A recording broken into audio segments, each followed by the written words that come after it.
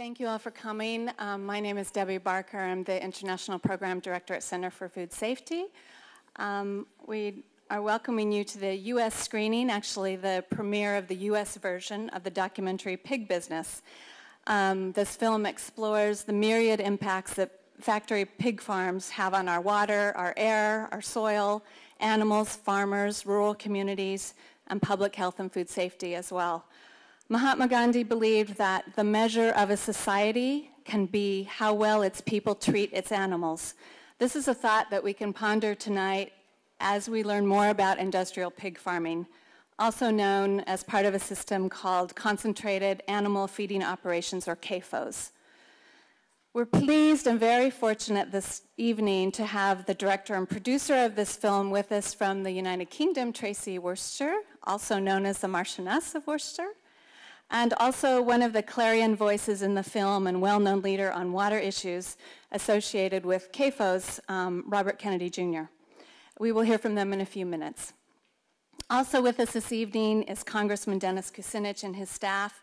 We thank him and his staff very much for procuring the space for us and collaborating on this event to make it happen. And we'll have a few words from the Congressman in a moment.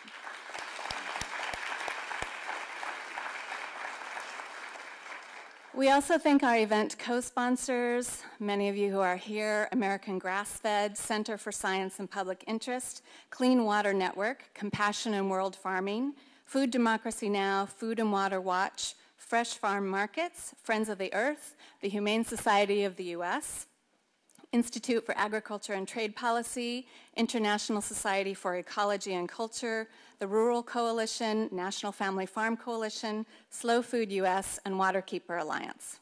And a very special thank you to Seedlings Project, who has worked on this in collaboration with the Center for Food Safety, Sarah, Caitlin, Shane, I know you're here. Thank you very, very much.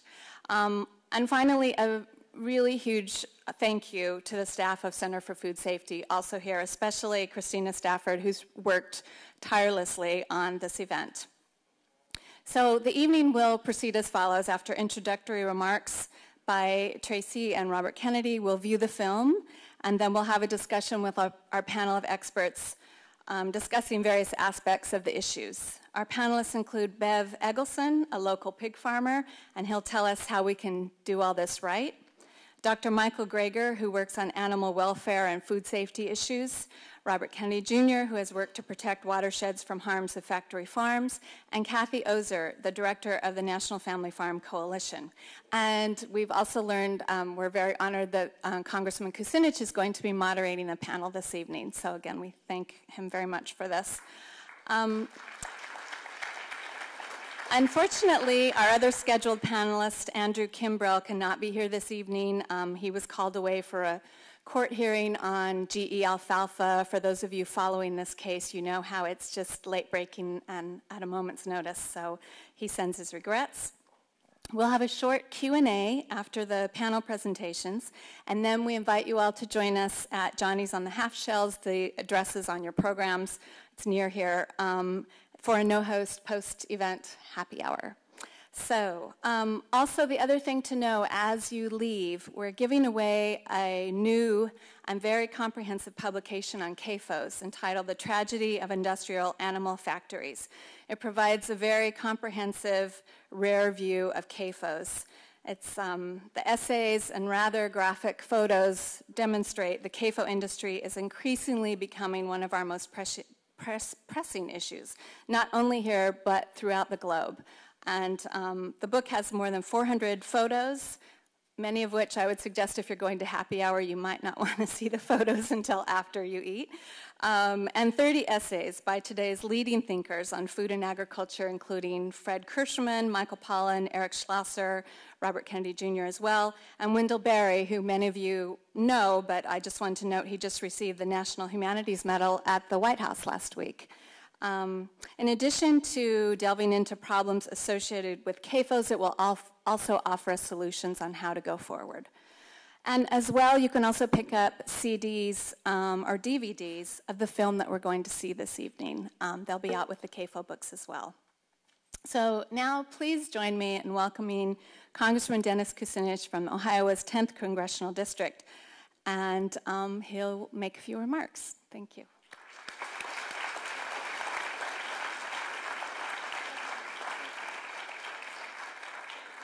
Thank you very much, and good evening. Good evening. Okay, thanks for being present.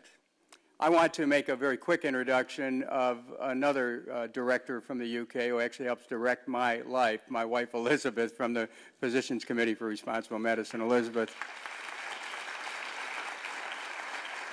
Welcome to the American premiere of the film Pig Business. It's kind of has an alliterative sound, rolls off the tongue very easily, Pig Business. And I'm honored to be here with my friend, Bobby Kennedy, whose Waterkeeper Alliance was instrumental in challenging the EPA to devise and implement regulations concerning CAFOs. With this group of dedicated advocates, and in particular with the director of the film, Tracy, Worcester, I'm proud to have this opportunity to be part of this process that informs America about the indelible impact that concentrated agriculture feeding operations, or CAFOs, have on our health, the health of animals, the health of our environment, and the functioning of the economy. The simple fact that CAFOs are regulated by the EPA and their very operations are governed by the Clean Water Act tells you that the existence of approximately 450,000 concentrated animal feeding operations in the United States has a tremendous impact on our environment. We need to be focused on these excessively large feeding operations, not only because CAFOs produce more than 50% of the nation's food animals, thus becoming the primary means of producing meat and dairy products in the country, but also because they produce over 300 million tons per year of manure. This is double the amount of waste generated by this country's entire human population. Now, as a report by the Union of Concerned Scientists pointed out, the prevalence of CAFOs has many hidden costs, but the most hidden costs associated with CAFOs are linked to the storage and the disposal of the manure. Animal waste and wastewater from CAFOs can enter human bodies from spills or breaks of waste storage structures due to accidents or excessive rain and non-agricultural application of manure to cropland. The volatilization of ammonia in the air is a respiratory irritant and can combine with other particulate matter to cause respiratory diseases. A report released just today from the Environmental Integrity Project states that the air at some factory farm test sites in the U.S. is dirtier than in America's most polluted cities and exposes workers to concentrations of pollutants far above occupational safety guidelines. Now, we're going to hear throughout this evening a discussion about the impact on rural communities, which bears the brunt of the impacts in the form of water and air contamination. But this water pollution also affects our national economy. The Union of Concerned Scientists stated that runoff and leaching from animal sources, including CAFOs, is believed to contribute to about 15% of the nutrient pollution that reaches the Gulf of Mexico, creating a large dead zone devoid of fish and commercially important seafood. And the same effect, by the way, as many of us know, has been documented in nearby Chesapeake Bay, where the crab industry has suffered a major decline, partially caused by CAFOs. So this is really part of our awareness that brings us here, every person in this audience. We're here because of our awareness of the damage to our planet that is being done by the uncaring interests who come together to produce these CAFOs. And this film by Tracy Worcester and the participation of Robert Kennedy, Waterkeepers, and all the other environmental activists and farm activist groups that are here, I think is going to help to create a broadened environmental consciousness in this country, which will produce the kind of action that will be necessary to bring about the reforms that are so critically needed to repair our relationship with nature, with animals, and with the planet itself. So thank you very much for being here. And at this time, we're going to turn it back to our organizer. And I'm so grateful that all of you can be here. It's an honor to serve you in the United States Congress. Thank you.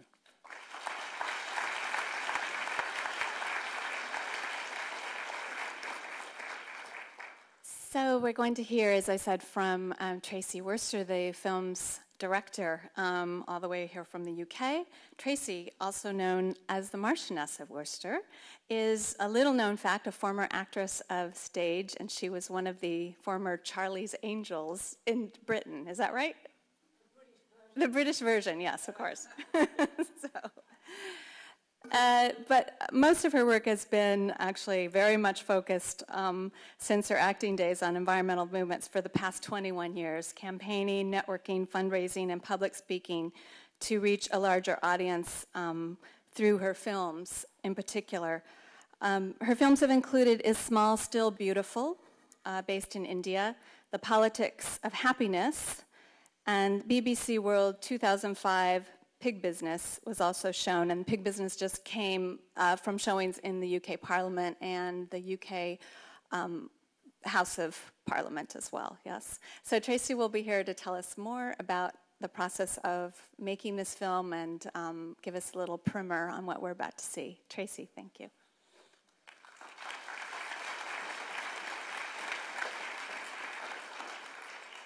Hi, thank you so much for coming today. Now, I'm going to speak for 2 minutes now, and then I'm going to speak after the film. So, having watched the film, many people tell me that in the future they'll only buy from farms, not factories. However, it took a long time for me to get this film into the public domain. The reason being that Smithfield Foods, the biggest pork producer in the world, and therefore the subject in my film, threatened defamation action on newspapers who published articles on issues exposed in the film. On receiving threats, some newspapers actually backed down from publishing their stories out of fear of having to defend expensive libel actions. UK's mainstream broadcaster, Channel 4, also received a series of threatening letters. Slander, they thought, if the film was broadcast, saying which sections Smithfield found defamatory. One was an interview of an ex-worker whose doctor said his lungs were permanently damaged by working in one of these agribusinesses. Although Channel 4 removed much of the material that Smithfield objected to, they continued to try to prevent the film from being broadcast, a threatening letter arriving just hours before the film was actually shown. And actually Channel 4 showed the film twice, and no further communication from Smithfield. We've translated it into 12 languages, and it's been shown around the world. Also in the European Parliament last week and the British government. So here, after a great deal of legal wrangling and a massive dossier of scientific proof to back up the statements in the film, enjoy.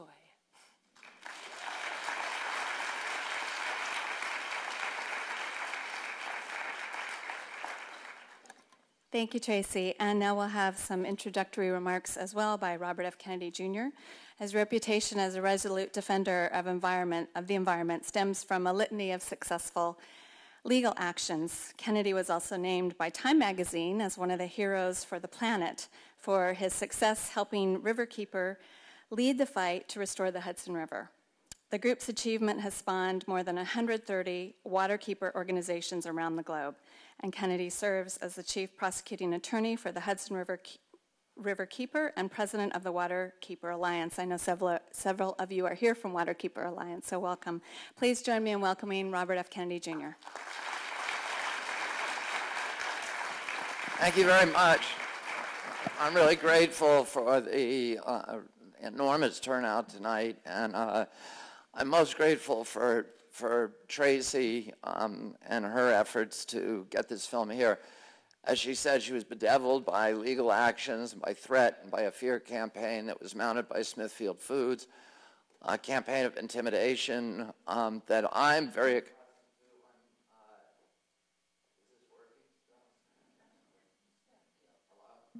Hello? Okay. Smithfield, the industry for several years had a person who followed me I do about 60 speeches a year around the country on for Speakers Bureau, and I had a guy that the hog industry had following me for maybe 5 or 6 years, who came to every event.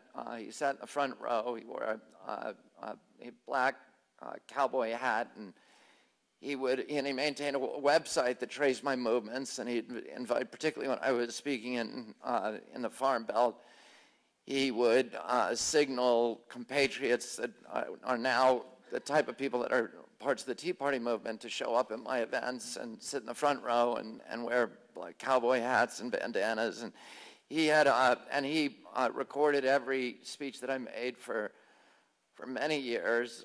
He is not here tonight because he was subsequently indicted for horse theft and fraud in the state of South Dakota, and his probation does not permit him to leave the state. But Smithfield also brought a lawsuit against me in the state of in Poland, because I went over there and I made a speech before the Polish Parliament and debated the head of Smithfield Foods.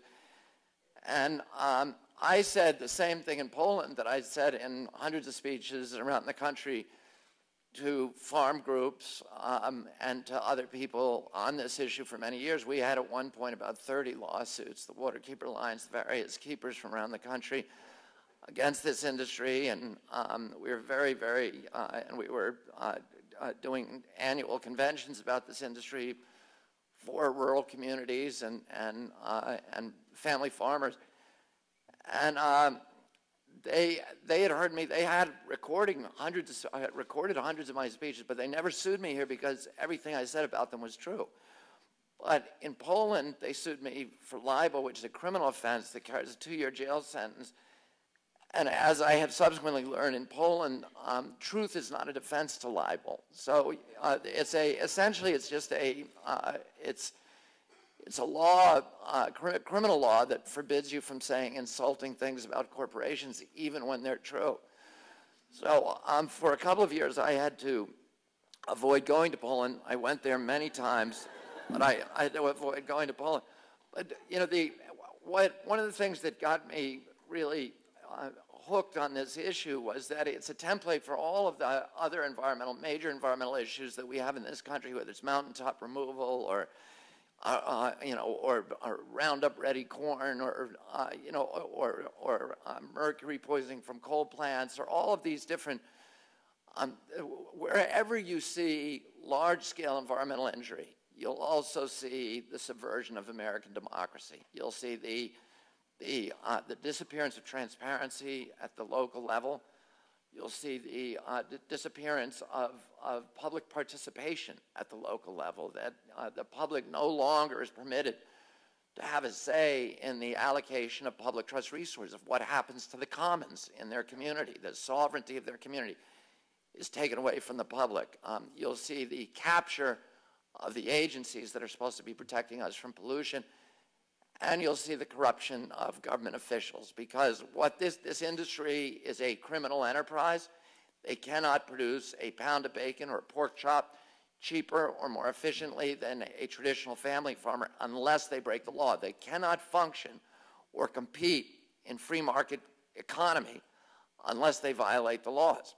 And so they need to, and in fact in 1996, the Raleigh News and Observer won the Pulitzer Prize for a series of articles they did called Boss Hog, which detailed how virtually every relevant politician in the state of North Carolina had been corrupted by the hog industry, and in order to allow this hog industry to get a foothold, a beachhead in North Carolina. And then once they got that beachhead in North Carolina, and they were able to drop the price of pork using these corrupt methods and illegal methods from 60 cents a pound to 8 cents a pound, when the cost of raising a pig to kill weight is 32 cents per pound for the farmer. So you can't stay in business unless you got a contract with Smithfield. You're out of business. And Smithfield was able to go and put a gun to the head of every hog farmer in the state. When we started doing this work, there were 27,500 individual family farmers, hog farmers in the state of North Carolina. Today, there's 2,200 factory farms. They've been altogether replaced. 80% of those are owned or controlled by one corporation, Smithfield Foods. So you have the landscapes of America being dominated by corporate power and driving human beings. Part of their business plan is to drive human beings off those landscapes. And you drive through the state of North Carolina, or now almost any of the rural states in this country, and you'll see the agway is closed and boarded up, and the local banks are closed because they don't buy their feed locally. They buy their feed, they bring in 200 truckloads of train car loads, gondolas filled with feed from the Midwest. That is subsidized feed from the Midwest, without that which they can't function.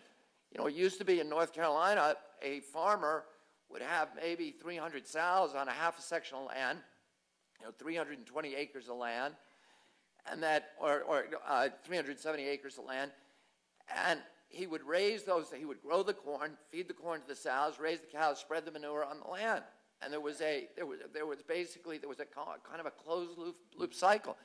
Sometimes that manure, rainstorm unanticipated, would come along and wash it into the water, but he didn't want that to happen because that manure had a value to him. But if you put 100,000 hogs on that same piece of land, the land can absorb the potassium, the nitrogen, the phosphorus, and the obnoxious components of hog waste from the first 300, but after that, it's just waste disposal. And you can't do that in our country legally. You cannot dump waste on your land without a permit under RCRA or under which is the Resource Conservation Recovery Act, or if you're going to dump it into the Clean Air Act, if you're going to burn it or dispose of it in the air, or the Clean Water Act, if you're going to put it in the water. So you can't just throw stuff away, particularly poisonous stuff in this country.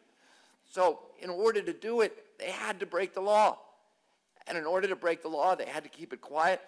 And I talk about democracy, about democracy and the environment being intertwined all the time.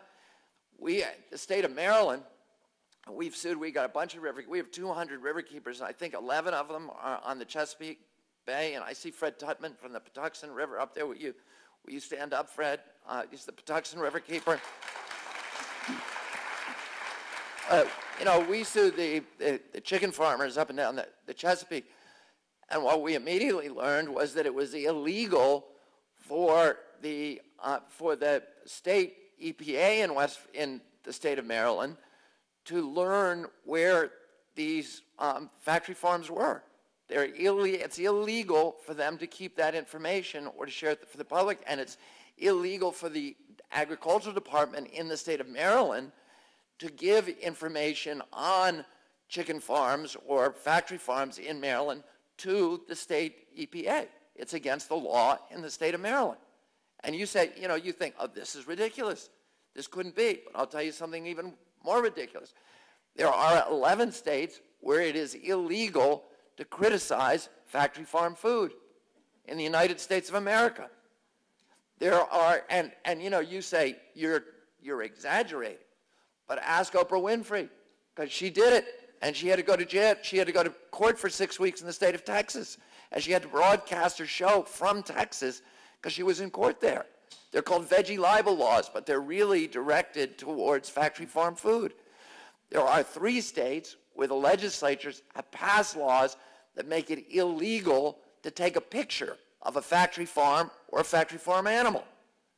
Okay, and so I talk about the corruption and subversion of democracy, and you have Tea Party people out there talking about, the Constitution, how much they love it, but I don't hear them talking about this.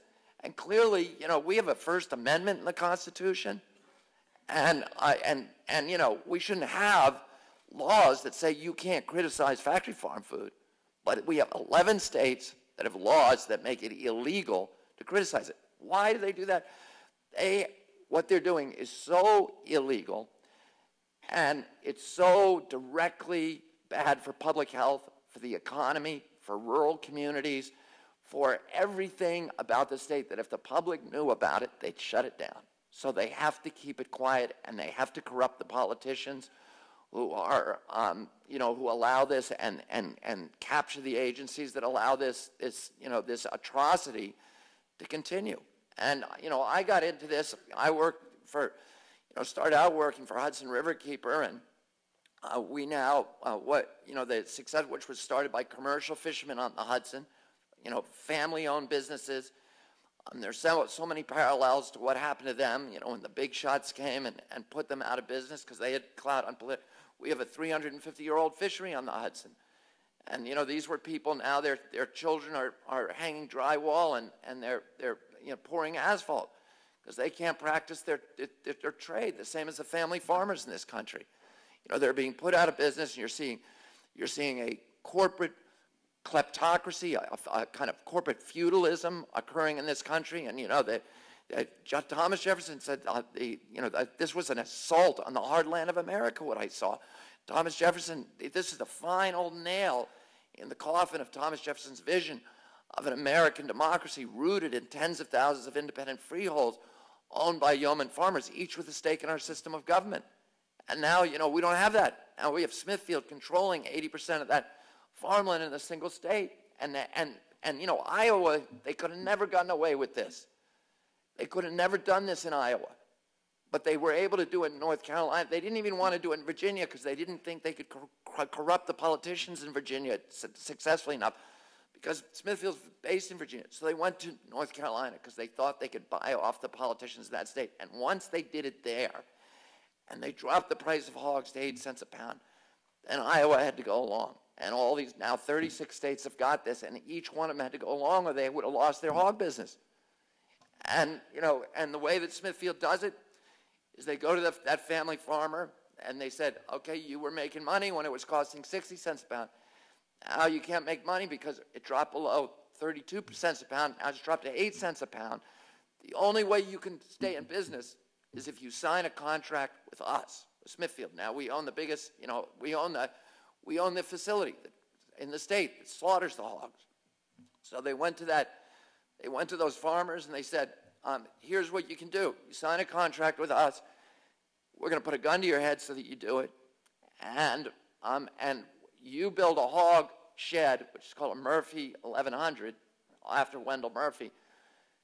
You build a hog shed on your property. It's going to cost you $200,000. You pay the interest on the loan. You have to mortgage your property. You have to put your property up for security. So you put your family farm up security. You build that hog shed on your property. Then you own the hog shed. You have to pay the propane. You have to pay the electricity. You have to pay the insurance. But we, Smithfield, owns the feed, and we own the hogs. And we're going to deliver you the hogs. You raise them on our feed and give them back to us, and we're going to pay you $20 grand a year. But it's going to take you 20 years to pay off that hog shed, and we're only going to give you a 5-year contract. That means on the 6th year, we can come back to you, and we're not going to pay you $20,000 anymore. We're going to pay you $12,000 if we want to take your land from you, because now nobody else is going to buy your land but us, because the only thing of value on that land is that hog shed, and that hog shed has zero value unless you got a slaughterhouse where you can bring your hogs. So they own you. And, you know, people say to me in this country, well, this farm's still owned by a family, and, you know, what's the difference? And I'll tell you what the difference is. A family farm is a farm where the people who own it still can make decisions about what to do on that land. And when, you know, Smithfield owns you, that is indentured servitude. It's the kind of serfdom that they had in Poland. And I'll tell you what they did in Poland is they went to Poland and they tried to bribe the Polish legislature. I was told by the head of the Minister of Agriculture in Poland, the head of Smithfield, the second in command of Smithfield, Richard Paulson, offered him $1 million bribe, and go ahead and sue me, Richard Paulson, $1 million bribe to change the rules in Poland. And here's the rules they wanted to change. In Poland, many farms in every village has an abattoir. It's a little slaughterhouse, and they're much cleaner. You know, we didn't have E. coli when everybody had little slaughterhouses, because the thing that gets you E. coli is the line speeds going so fast that that the animals get the fecal material blended in with the meat. So they had Polish kielbasa, some of the best meats in the world. During the communist time, they didn't have money for pesticides, so they have these, you know, organic farms all over Poland, and they're small family farms. They got a couple of cows, a couple of horses, some chickens, and a couple of hogs, and they bring them to the local slaughterhouse, or they slaughter them on their property. Well, what Smithfield wanted to do, and what they ultimately succeeded in doing, was they went and they said, we're going to buy all the big old communist farms, which were the communists invented factory farming when they wanted to do food production, and we're going to buy these slaughterhouses, the 3 slaughterhouses in Poland, and the slaughterhouses, we're going to put special devices in the slaughterhouses, like when you go into the bathroom and you turn on the pipes, you don't have to touch the faucet when you wash your hand, right, in the bathroom. There's a laser in there that you wave your hands in front of it and the water comes down and you wash them, so you don't have to touch that faucet. Keep your hand very clean. So then they said, okay, we have those in our slaughterhouses. Let's make a law in Poland that you can't operate a slaughterhouse unless you got lasers in your bathroom, right? Well, what does that do? It shuts down every one of these 6,000 slaughterhouses that they have in Poland. So there's only 3 places now you can slaughter hogs in Poland. And it gives Smithfield a chokehold on every farmer in Poland. And this is what I went and testified in front of the Polish parliament, because they said, and we had them quoted on tape, we're going to make Poland the North Carolina of Europe. We're going to take Poland and we're going to drop the price of hogs to 8 cents a pound in Poland, and then all the other hog producers in North Carolina and Europe are going to have to go and do it the way that we now do it in the United States. I got involved with this because of one of my heroes, Rick Dove. You know, the river keepers started by commercial fishermen. We now, as I said, have 200 river keepers around the country, but one of the first was Rick Dove. Was a 22, 25-year, 27-year Marine Corps vet, combat veteran from Vietnam, a lifelong Republican, although he hates to admit that now. And his dream was that when he got out of the military, he was a judge advocate general in the Marine Corps, that he was going to start a commercial fishing business on the Neuse River on his home there with his son, and they were going to start a little fishing store where you go in and buy fish. And in 1993, 1 billion fish died in the Neuse River. Every one of them was covered with pustulating lesions. And Rick started seeing these on his body, these pustulating lesions that wouldn't heal. And he started losing his memory. And he found out that all of these fishermen on the Neuse River had the same thing. And we later found out that it was coming from a microbe called Pfiesteria piscidia, the cell from hell, which was released by the net, was unknown to science. And all of a sudden it proliferated everywhere where there was a hog industry. And it causes permanent brain damage in people, and it caused, the fishermen couldn't find you.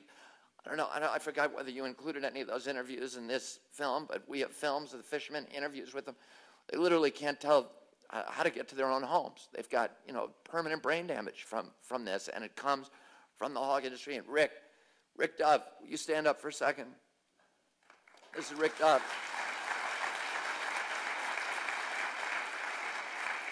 And are there other river keepers here? If we can stand up. Any of them stand up? No.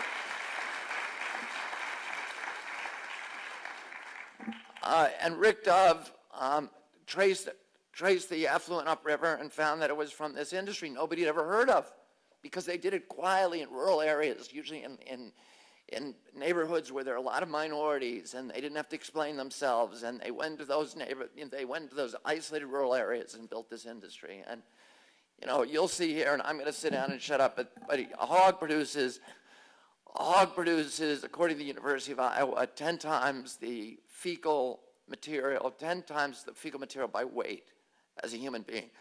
So one of Smithfield's facility, the Circle 4 in Utah, has 850,000 hogs. That means that one facility produces more sewage, more fecal material by weight every day than all the human beings in New York City combined.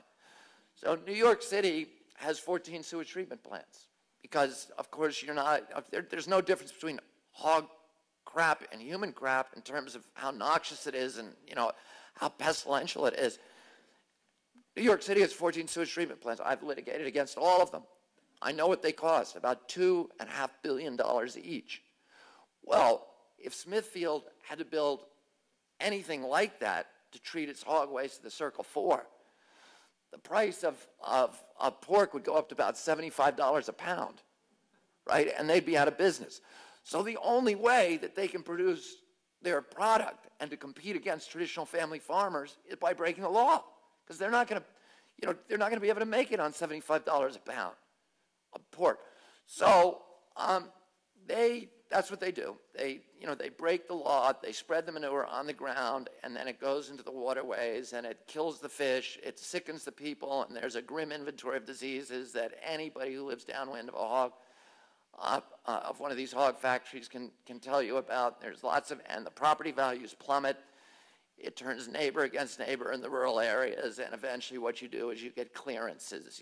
You get the part of the business plan of this industry is to empty the rural landscapes of the United States of America and turn them over to large corporations. And I see this in other areas too. I see it in West Virginia and Eastern Kentucky with mountaintop removal, where the same thing is happening. They're emptying it so that they can take our rural areas and liquidate them for cash. And I've always said this: we're not protecting the environment for the sake of the fishes and the birds. We protect it for our own sake, because we recognize that nature is the infrastructure of our communities, and that if we want to meet our obligation as a generation, as a civilization, as a nation, which is to create communities for our children that provide them with the same opportunities for dignity and enrichment and prosperity and good health as the communities that our parents gave us, we've got to start by protecting our environmental infrastructure, the air we breathe, the water we drink, the wildlife, the fisheries, the public lands, the commons, the commonwealth, the public trust assets. Those things that are not susceptible to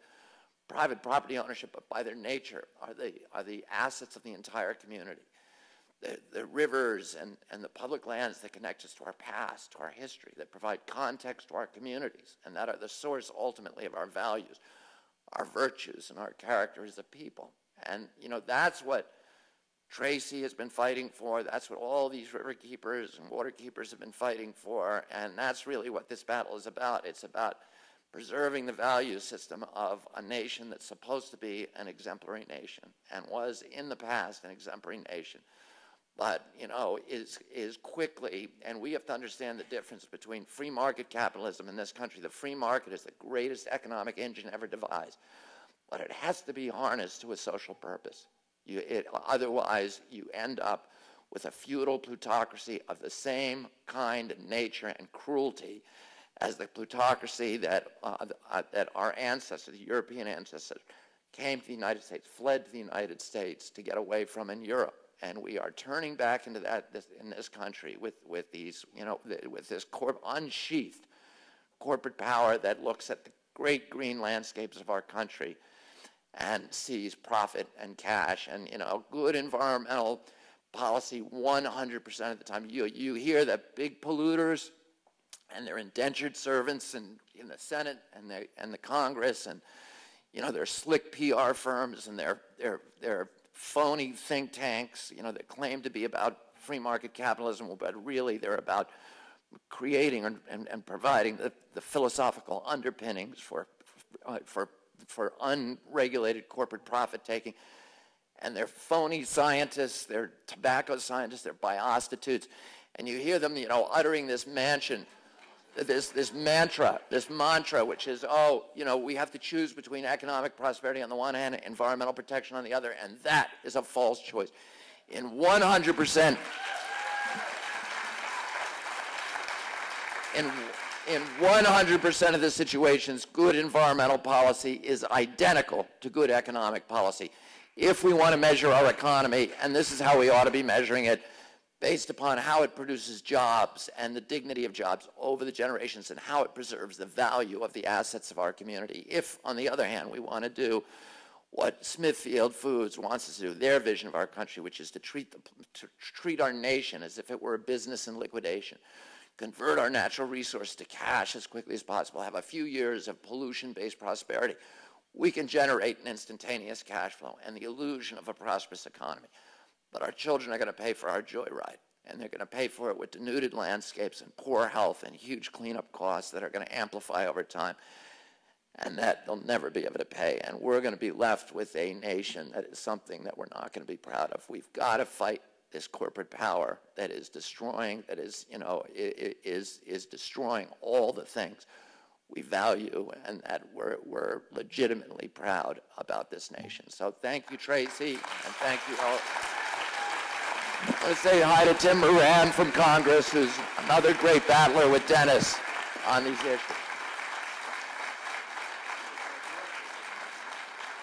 Thank you very much. And right before we start the film, I just also want to acknowledge we have 2 additional congressmen who've arrived. Congressman Jim Moran from Virginia is here. And he is the co-chair of the Animal Protection Caucus, so very relevant to this discussion. Also, Representative Jared Polis has just arrived from Colorado. And he's part of a campaign. He's just launched a campaign called the Fearless Campaign, and part of that is addressing food policy. So now we will begin the film, and afterward, please stay for our panel discussion. Thank you.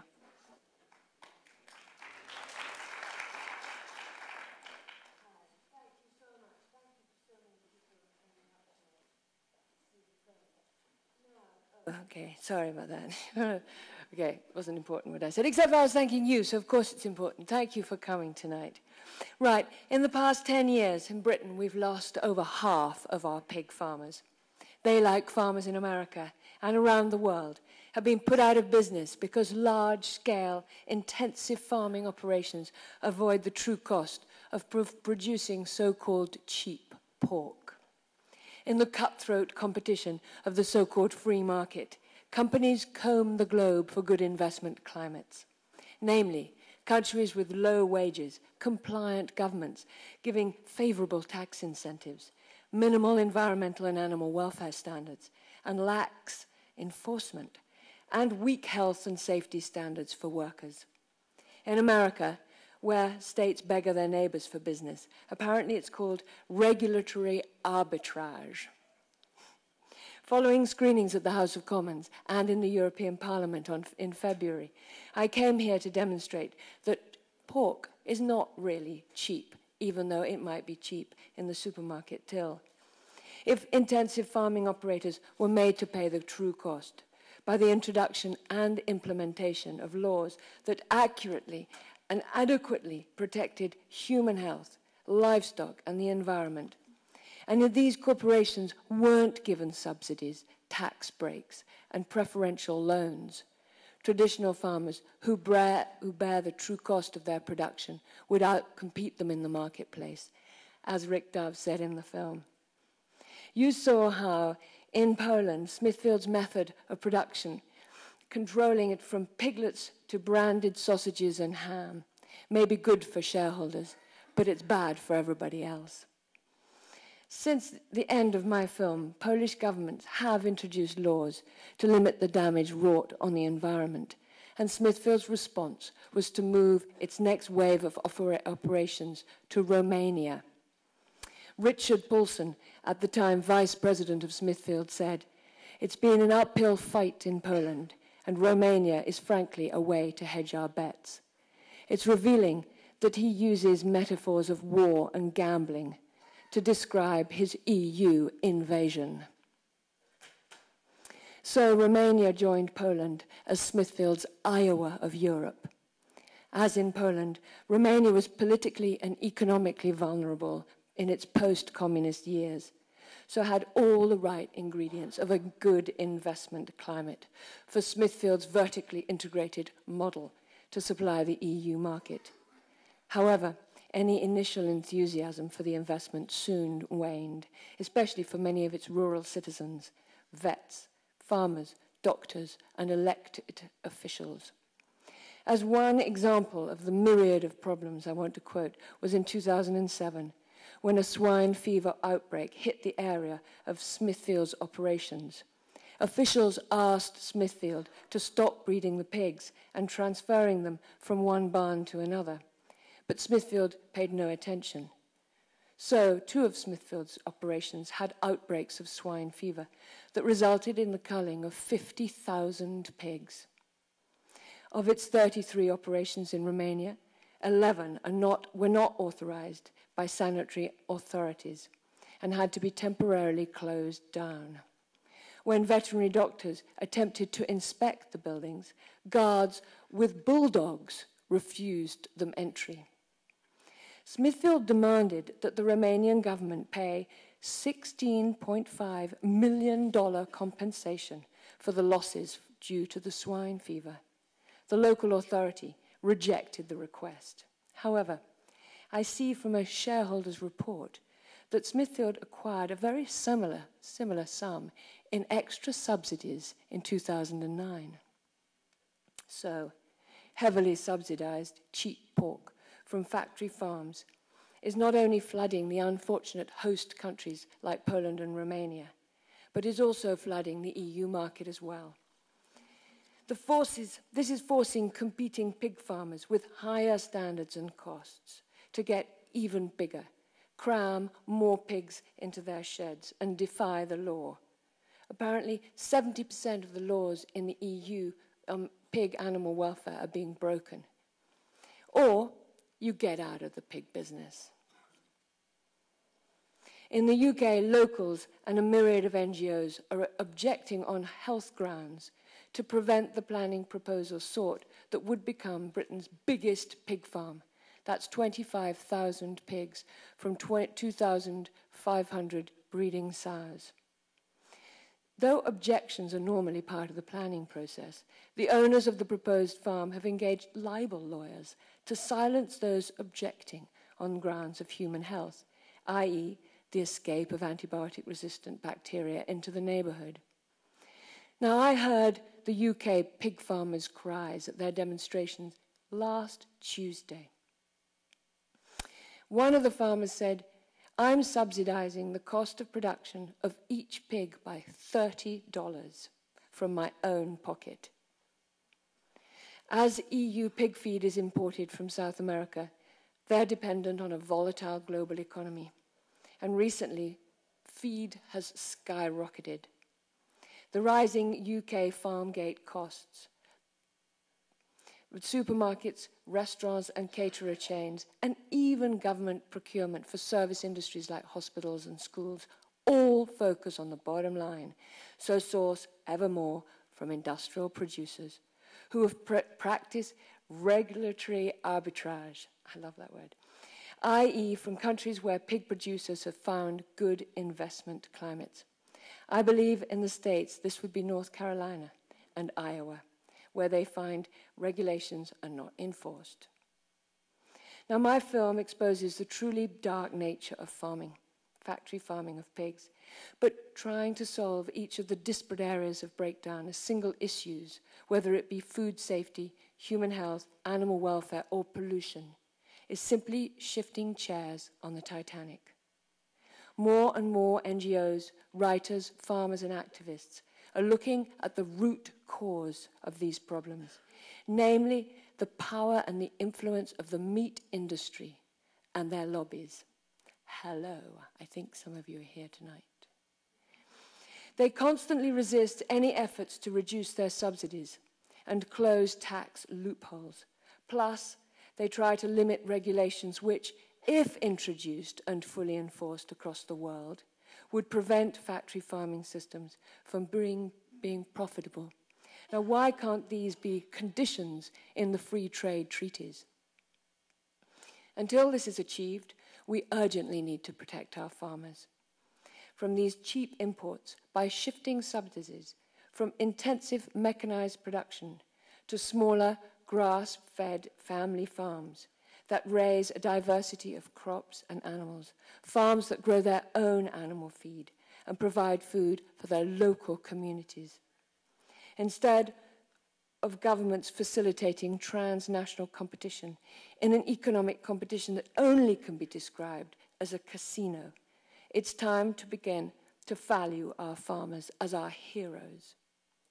Traditional farmers feed us with nutritious, fresh, delicious food produced through good animal husbandry and care for the environment.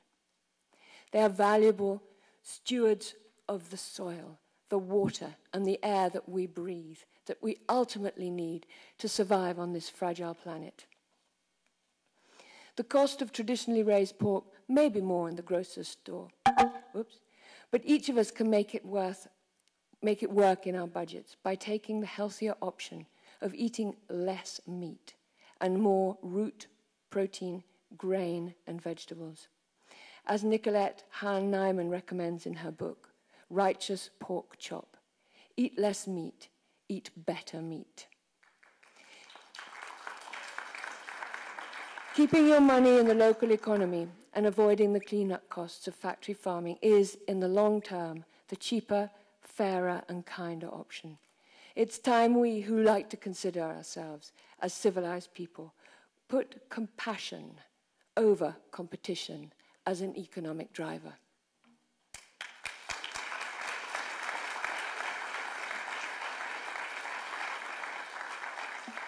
Thank you, Tracy. And now I'm going to ask the panelists if they can come up and take their spots.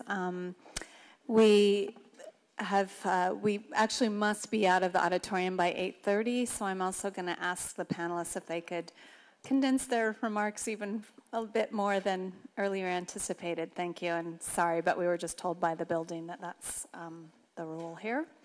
As the panelists are gathering, I will just read some of introduce you to the panelists. Our first panelist will be Dr. Michael Greger. He's the Director of Public Health and Animal Agriculture in the Farm Animal Welfare Division of the Humane Society of the United States. A physician specializing in clinical nutrition, Dr. Greger focuses his work on the human health implications of intensive animal agriculture, including routine use of antibiotics and growth hormones. And he also works on food safety issues, so we'll hear from him about this. After Dr. Greger, we have Cathy Ozer, I believe is... Cathy, you're there, great. Cathy is the Executive Director of the National Family Farm Coalition. She's worked on farm, rural, and fair trade policy for the past 20 years. She's on the board of Citizens Trade Campaign, works with the Community Food Security Coalition and the U.S. Food Sovereignty Alliance. Since '99, Cathy has been part of the farmer delegations at the WTO in Seattle and Cancun and the United Nations. Cathy's going to talk about her current work addressing credit and global food crisis, implementation of the 2008 Farm Bill, and efforts to address the dairy farmer crisis. We also, thanks, Cathy. And we also have Robert Kennedy Jr. on the panel, and I've already introduced him. We also have, as I mentioned earlier, Congressman Dennis Kucinich, who's acting as a moderator. We thank him very much. And our final speaker for the evening, because we want to leave here with a sense of how to do it right and to give us some hope, is a pig farmer himself, Bev Eggleston.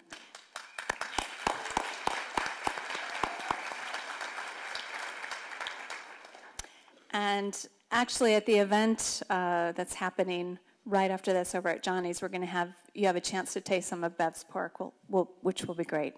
For many years, Bev has worked with Joel Salatin together, talking about farming and spreading the word about the benefits of returning to healthy farming and providing products crafted from these methods. So he's going to share this with us. He's working now, of course, with his wife on the farm, and they have eco-friendly foods, and we are really very happy to have an actual pig farmer here to talk about, as I said, the way forward and the right way to do it. So welcome to our panelists. I also want to just remind you, as you leave, we're giving out free CAFO books. They're quite extraordinary, as well as DVDs of pig business. So thank you very much.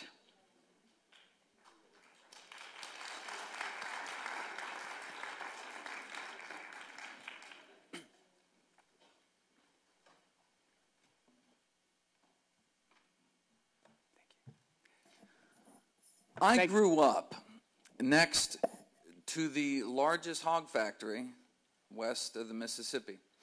I could see with my own eyes, I could smell firsthand what these kind of operations could do to communities.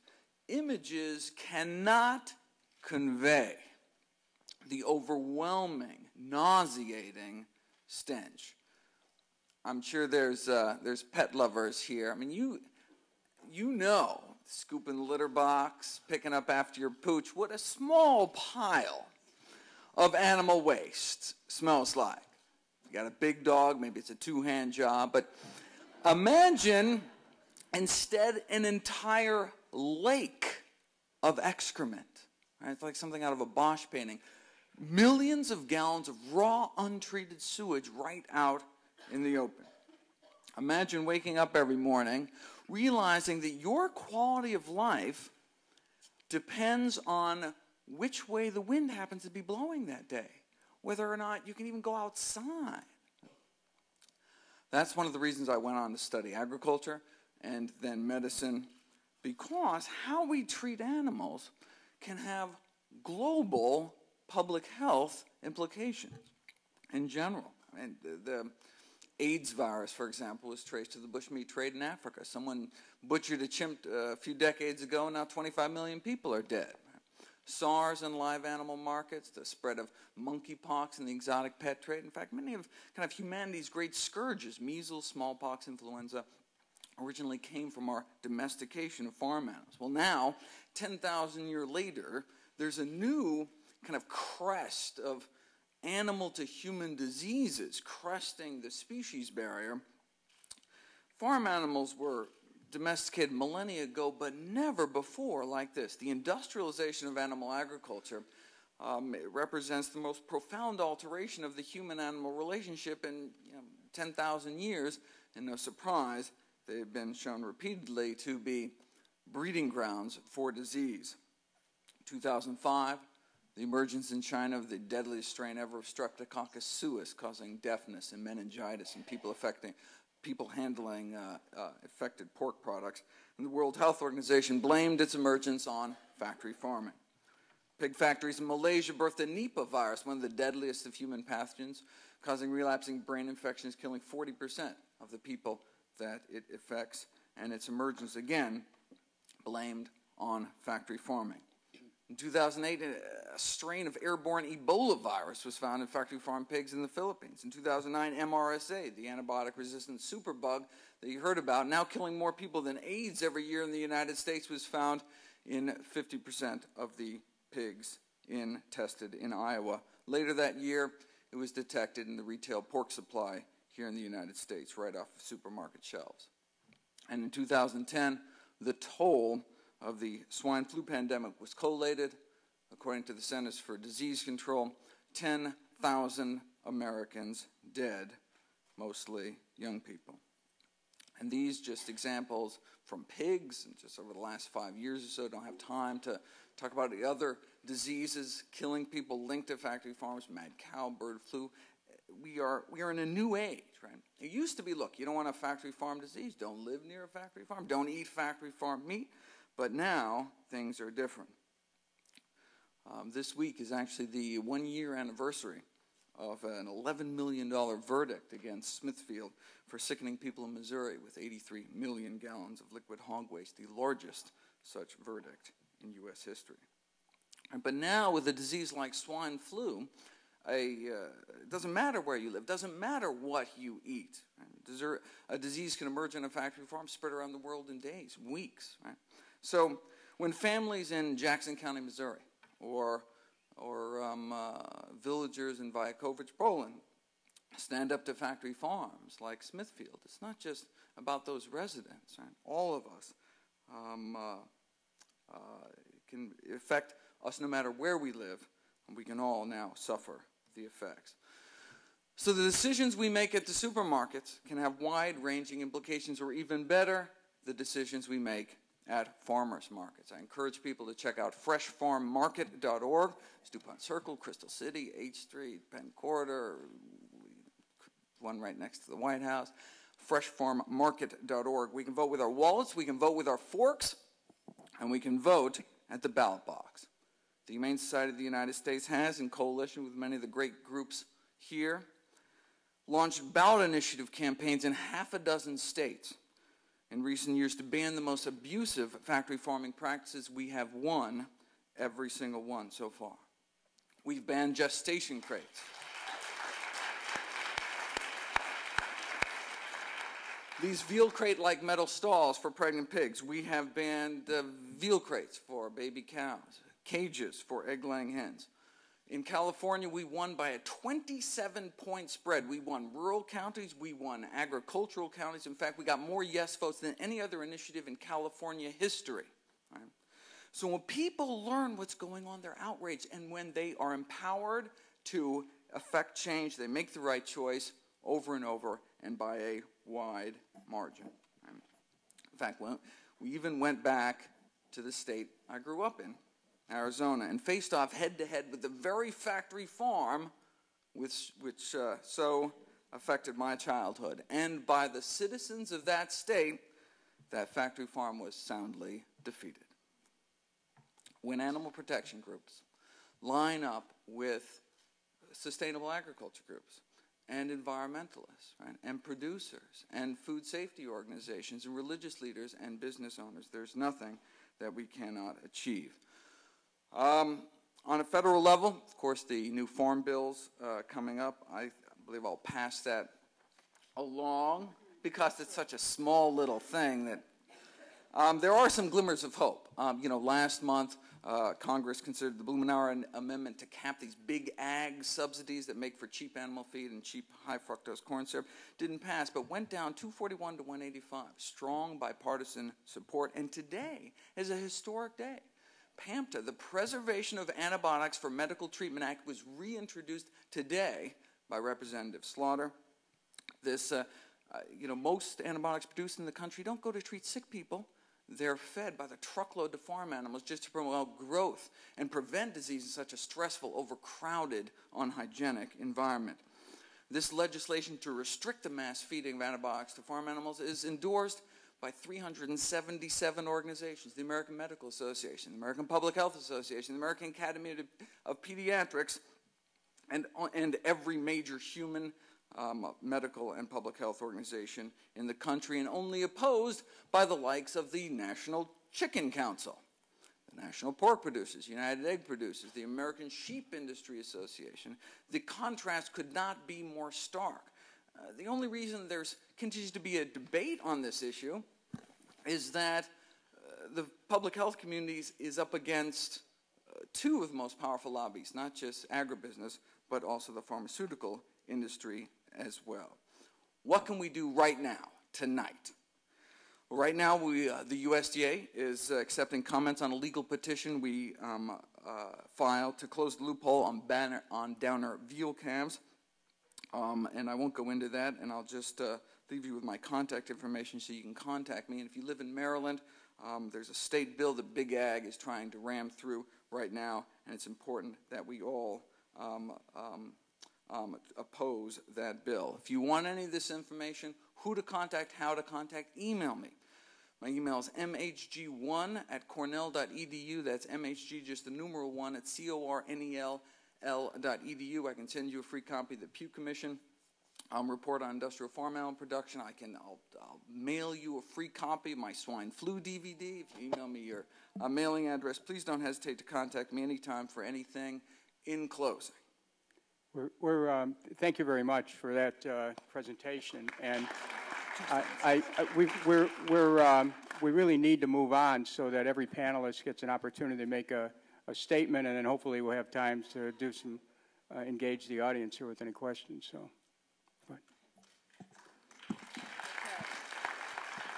So I am going to be really brief, and I'm not going to talk about the next farm bill. I think one of the issues, there is a farm bill that's going to be debated right now. We're in the midst of a budget fight, and we're also in a situation of trying to implement the last farm bill. And at the end of the film, that event in Ankeny, Iowa, was an event that we helped organize, and it was on the eve of the first Department of Justice and USDA hearings.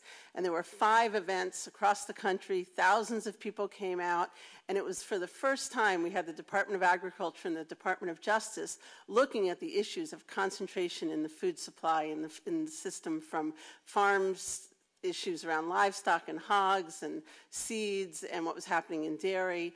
And one of the things that we most want to see happen is action around those hearings. And those hearings were the outcome of members of Congress raising these issues during the last Farm Bill, particular Senator Feingold questioning the old Department of Justice antitrust division and saying there's a serious problem and it's hurting farmers and it's hurting consumers. I just want to say really quickly the other issues that were raised at that town hall meeting, and two of those three farmers were here on Monday. Barb, who was the moderator who spoke, and then Larry Ginter, who spoke. And they were here in Washington on Monday speaking to their senators, urging action on some of these same issues. These are people who are on the farm, who are in a position of potentially losing their farms because we've had such a roller coaster of prices. We haven't had a situation where farmers, whether they're grain farmers or livestock farmers or any kind of farmer, are able to recover the actual costs of production.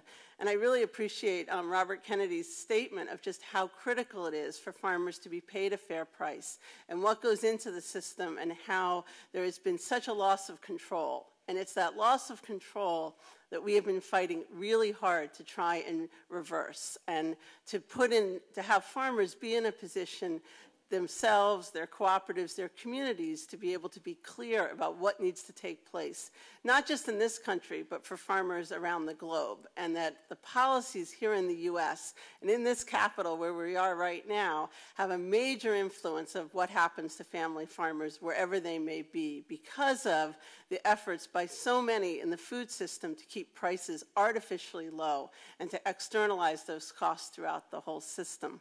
I just want to say one other point, and that is that the rally that took place, that was in '99. That was a rally that farmers and Helen Waller, who spoke, and others who were there. It was right after a Farm Aid concert with Willie Nelson. And it was actually in the very place we're sitting, because this used to be a grassy knoll where we used to have rallies and events, and now we have a visitor center, which is good, and hopefully we can have more events like this. But that rally, we had a mini march from right across the street at the Methodist building with Neil Young. It was one of the first times that a concert directly then did a lobby action, and we did it 2 years in a row. It was also the launch of the Farmer to Farmer campaign on genetic engineering, being really clear that farmers want to be able to make decisions not to use GE crops and not to be purchasing GE seed. And we're on the verge of some really serious issues on that around GE alfalfa. The one other point is that at that very time in '99, that was a few months before the WTO in Seattle. It was also a few months before the collapse of hog prices, which were mentioned when it went to 8 cents a pound.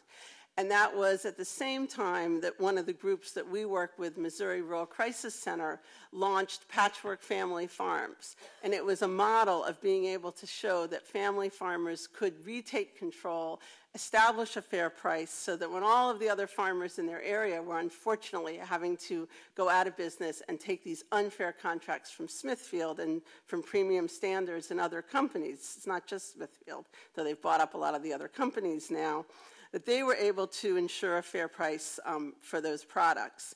And when hog prices for Missouri farmers were 28 cents a pound, patchwork producers received no less than 43 cents a pound.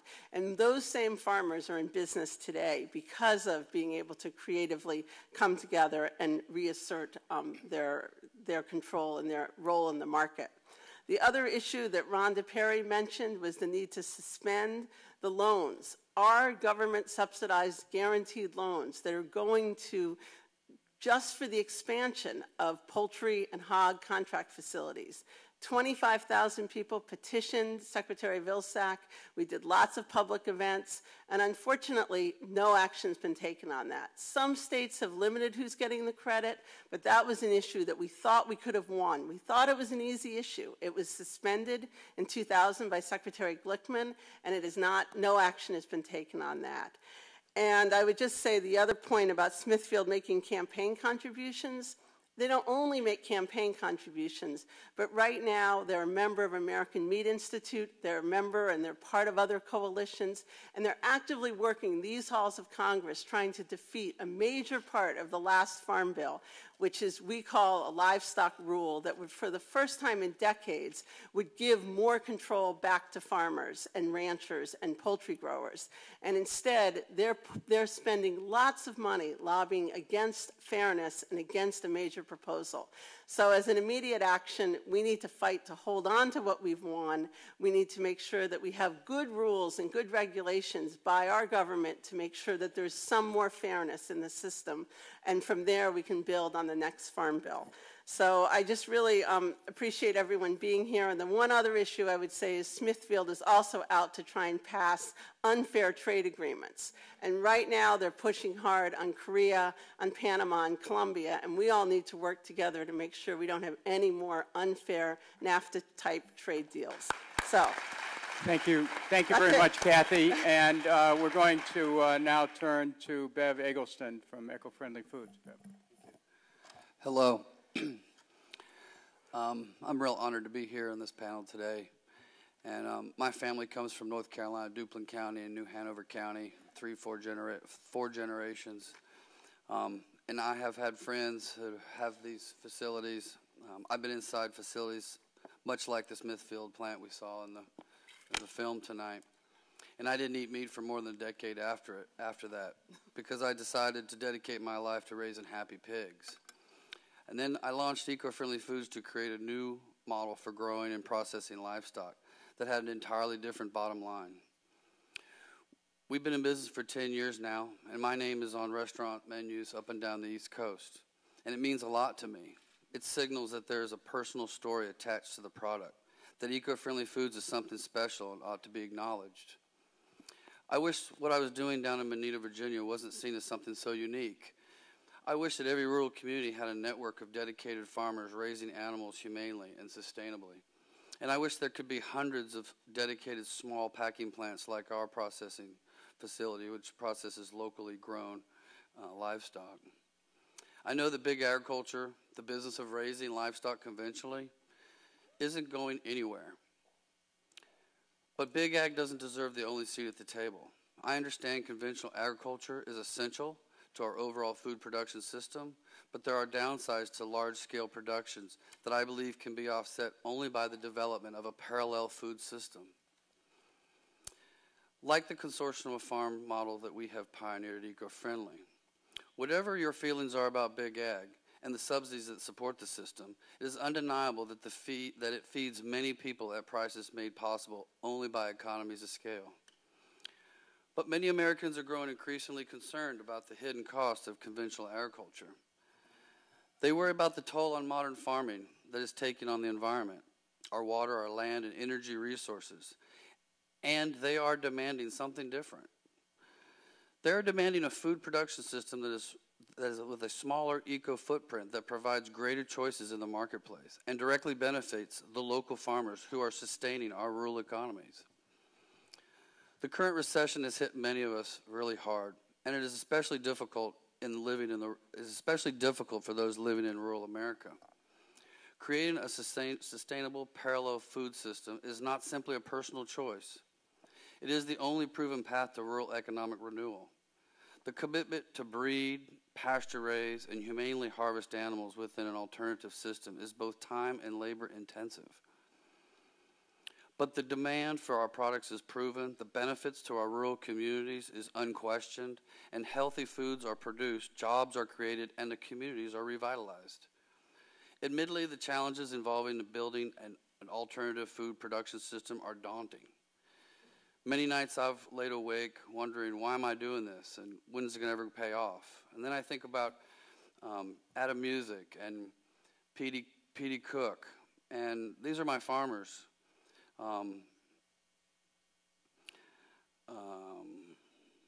Then I also think about Ann Cashin and Nick Stefanelli, some of my chefs, and some of my farmers market customers like Lisa Linsworth, you know, and these people are the ones that give me the confidence that our mission is succeeding, that the eco-friendly model is working. But I know how hard it was to blaze the new trail. The path that for the next generation of farmers to grow the system we've helped pioneer needs to be made easier. And if we want to sustain the positive impact that alternative agriculture systems have already made.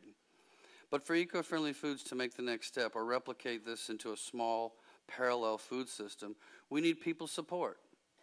And we need that support to be reflected in Congress's actions. First, we need easier access to investment capital, collateralized debt obligations, credit default swaps, mezzanine warrants. Bankers respond to those words. Small farms, alternative agriculture, entrepreneurs, local food production, those words not so much. Access to investment capital is imperative if we are to expand a food system that rewards smaller farmers and maintains agriculture diversity. One of USDA's primary missions, by the way. You know, whether the capital comes from extended government loan guarantees or providing direct seed money to the decision is a decision that smarter people than I will have to make.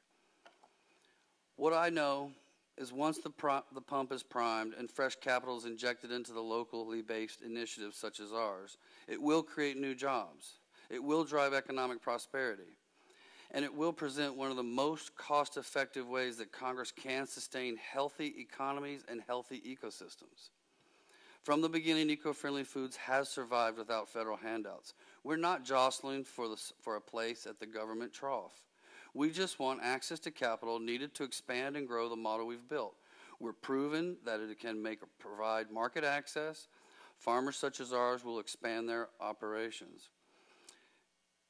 It's a matter of supply and demand, and we know our customers want better tasting meat raised locally and sustainably. Access to this capital is the catalyst that makes it possible to meet the demand. Second, Congress needs to help in the regulatory arena. In many ways, USDA does an admirable job with its meat and poultry inspection program. But in my experience and my opinion, the agency could be improved in the way that it oversees smaller processors. The federal inspection system is designed to expedite large-scale food production. And many of its regulations are arbitrary, capricious, and all expensive for small operators such as eco-friendly foods. In our view, regulations need to be adopted to accommodate smaller operators, not to compromise food safety or lower health standards. On the contrary, we're referring to a right-size regulation for the size and scale of the establishment being inspected. USDA's current system of one size, one supersize fits all just doesn't work. It imposes a crushing economic burden on smaller processors without a tangible benefit or safety benefits. Congress needs to ensure that USDA has an authority to level the playing field. Smaller producers and processors need to sit at the table. We don't want to be reliant on government handouts to keep us going. We can and will succeed in our own initiative and hard work, and if we have a fair chance to compete. We believe the private sector will come to our side if we have a fair chance to compete. In summary, I know the challenges facing the parallel agriculture sector are significant, but the benefits are even greater, creating real jobs, expanding sustainable food productions, and supporting judicious use of our resources we all now know are very limited. We see the model of eco-friendly foods has built as nothing less than a new blueprint for rural economic development that will foster positive change for all Americans, from the rural family farm field to the family dinner tables. Thank you very much for this opportunity to tell you my story.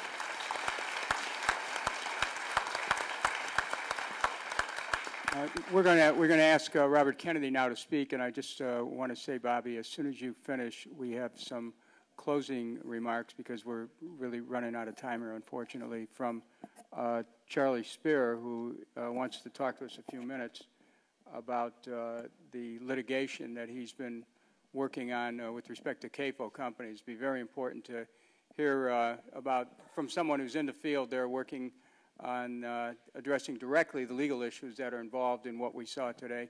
So, Tracy, thanks for calling that to our attention. And Charlie's here, and we'll hear from him. Go ahead, Bobby. You know, with your permission, I'd like to cede my time to like 2 minutes to Don Webb, who's one of my heroes, who's here, and he is just a part of this story that people haven't heard, because Don was a former factory farmer himself and a friend of, or acquaintance, let's say, of Wendell Murphy. Good. Don? And if you can just come up for 2 minutes and talk a little bit about that. And one of the reasons I want you to hear Don is what I've said for, I do 40 speeches a year in red states, Republican audiences, and I get my strongest responses from audiences come from those people.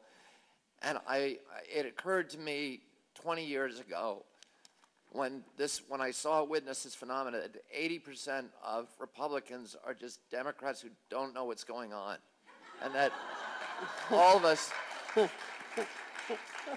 share the same value system in this country, but the way that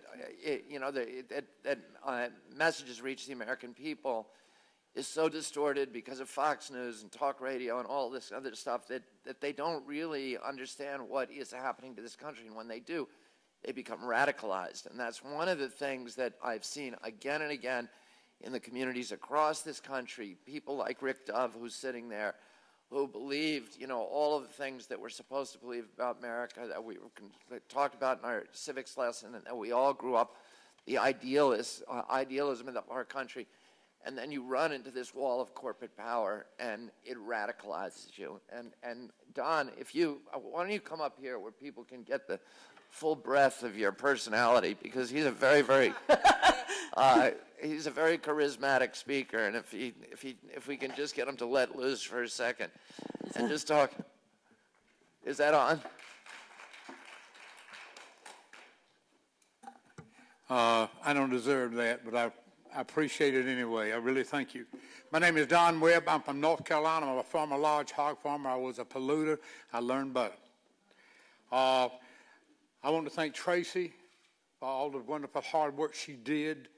I want to thank Bobby Kennedy for all the wonderful work he does, and the many other people I've met. You too, Charlie Spears. I want to thank you because there's so many people I know. To get out of here quick, because I don't have much time, I want you to know that they're correct.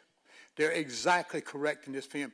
Smithfield Packing, if any of you Smithfield Packing folks in here sue me, because I'm telling the truth, came to me, offered me $22,000 to say 2 sentences. Well, ladies and gentlemen, I live on rural paved highway 1507 in North Carolina, and I told them where they could put that $22,000.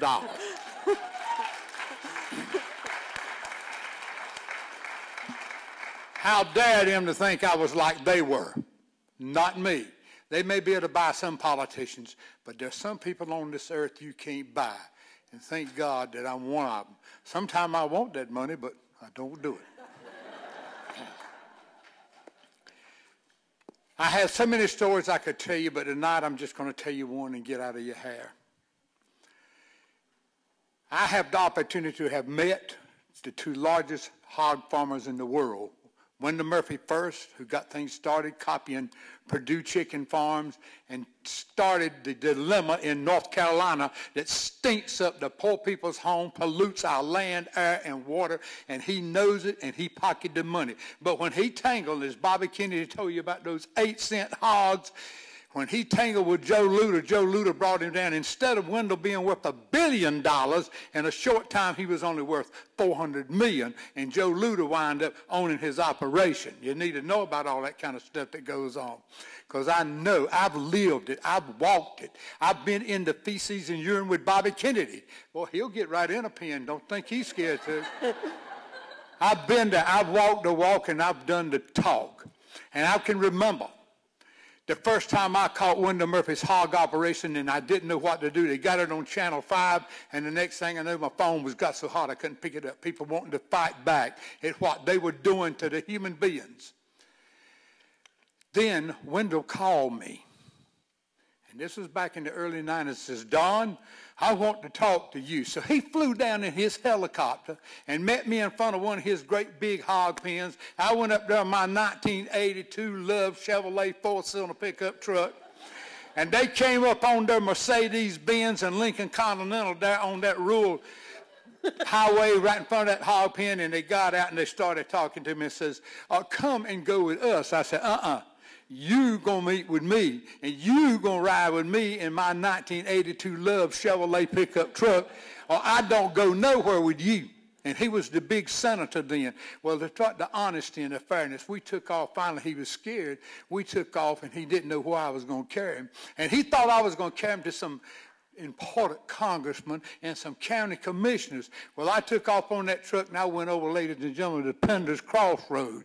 And I carried him to a bad situation where our poor African-American community that had bought themselves some trailer houses, the best they could do. They wanted to have a good life. And they had quite a few trailer houses along there and one or two little bitty small brick homes. Their community, they were human beings. They weren't dogs. And what was there before their homes? 30,000 hogs. So I took Wendell there. And I carried Wendell up to one of the trailers that I knew. Annie Dupree and her husband, I had been there to meet with them before. They suffered terribly from the odor and stench and the flies. Annie Dupree's husband, as I brought Wendell Murphy into the trailer house, and the old springy couch, the old chairs, her husband sat there dying with tuberculosis, and he was having to breathe in that filth from those 30,000 hogs. I said, Mr. Murphy, I introduced him, and then Annie Dupree was dying with cancer. And she looked at the powerful senator with all his great money. And she said, can't you help us? Said, we can't open the window. Said, some of the neighbors, and they were all poor people, those African Americans got together and they bought them a little air conditioner and put in the window. She said, well, it helps when the wind don't blow this way, but if the wind's blowing this way, we can't even stay in the house because the air conditioner brings the feces and urine in. Ladies and gentlemen, this is America. And that's what's happened to people of least resistance by these corporate hog powers that would take anything in the world to make a dollar. They've tried to get me fired. They worked on me. My life's been threatened, and I told them they didn't have the guts to kill me. I know what they'll do. And what you saw in this film, you did a fine job, young lady. A wonderful job to show it.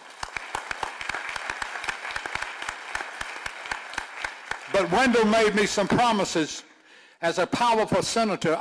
I told him, I said, Senator Murphy, I don't have the money like you got. I don't have the power in the Senate like you have. I said, but there's one thing about it. I'm going to fight you. I said, all I got's this truck, a house, and a few more things, but I'm going after you. And I said, your money can't buy me, but I'm going to fight you. And I said, I might not beat you, but I'm going to cost you millions and millions of dollars.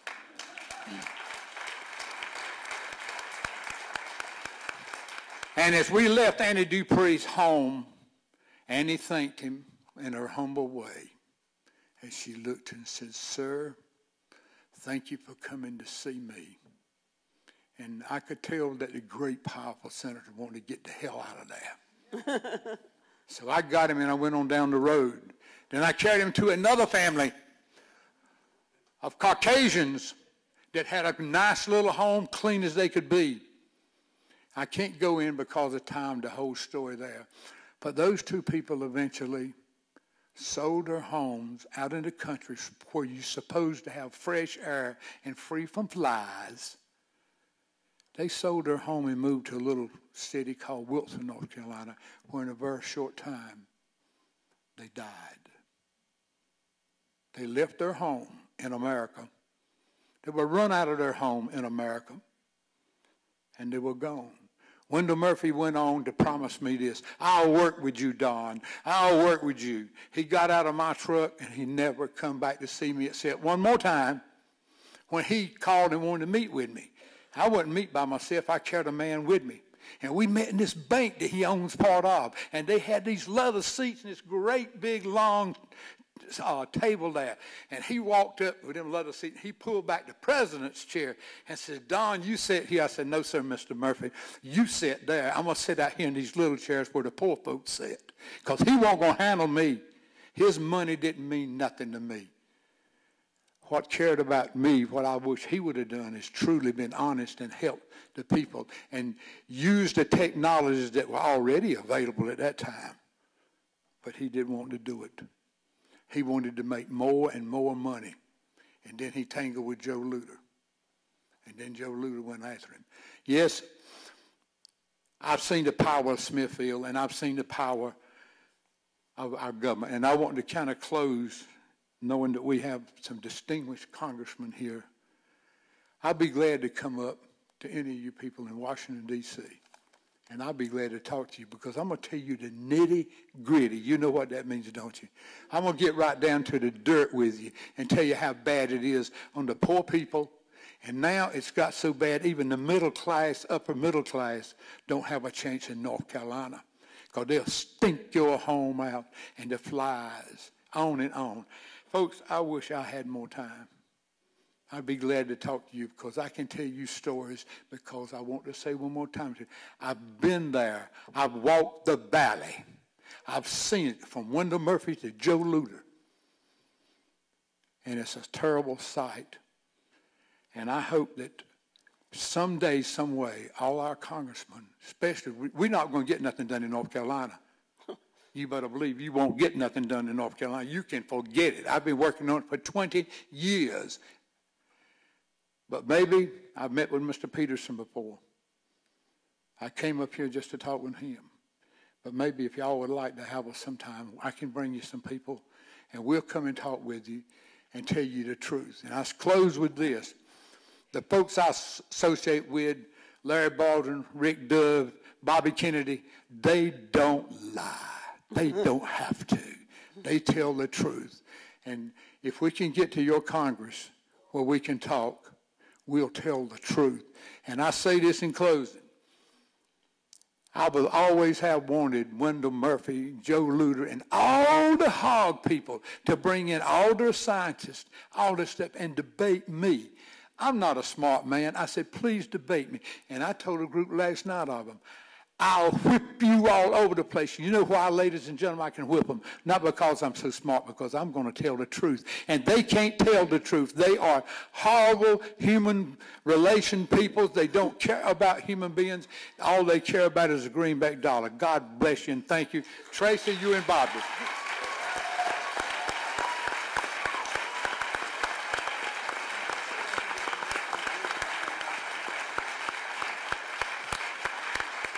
This is a wonderful way to wrap this evening up. Charlie Spear has asked me to tell you he'll be available at the happy hour to ask. Is that right?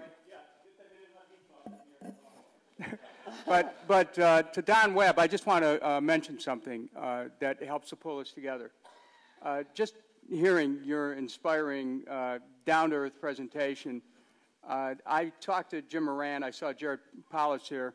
I can promise you that we will sponsor a congressional briefing where you'll be asked and invited to make a presentation along with other people involved here. Tracy, you could help facilitate it, where we'll invite members of Congress and staff to hear this presentation and to make them aware of the seriousness of this. And I don't think there'd be any better one to testify to start with than you. So we'll set that up. That's one of the things that will come as a result of this evening.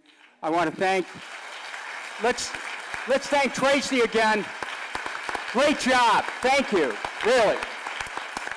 Bobby Kennedy, thank you. And all the members.